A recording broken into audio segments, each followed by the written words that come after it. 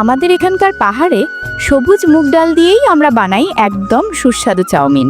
চলুন আজ আপনাদের আমি দেখাই কেমন করে বানাই আমি।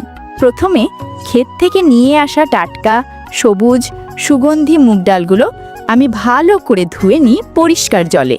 তারপর সেই ডাল দিয়ে আমাদের দেশি চাক্কিতে আর আস্তে আস্তে ভালোবাসা দিয়ে পিষে নিই, যাতে প্রতিটা দানা মিহি হয় আর তার পুষ্টিকর রস বেরিয়ে আসে।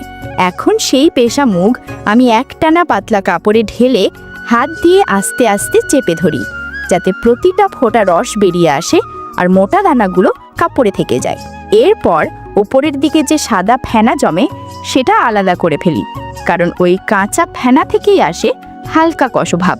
তারপর এই মুগের রস আমি ঢেকে রাখি পুরো রাত, যাতে নিচে বসে যায় গাঢ় অংশটা আর ওপরের জলটা আলাদা হয়ে যায়।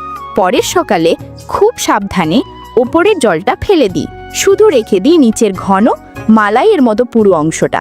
এই ঘন অংশটাই আমাদের চাউমিনের আসল ভিত্তি। এখন তাতে মিশিয়ে দিই 1 চিমটি লবণ, অল্প জল আর অল্প দেশি ঘি, যাতে স্বাদটা ভারসাম্যপূর্ণ আর টেক্সচারটা মোলায়েম হয়। তারপর গরম কড়াইয়ে ঢেলে ধীরে ধীরে রান্না করি কম আঁচে, যতক্ষণ না ঘন আর আঠালো হয়ে আসে। এরপর এই মিশ্রণটা ঠান্ডা হতে দিই 2 ঘন্টা মতো, যাতে চেলির মতো শক্ত হয়ে যায়।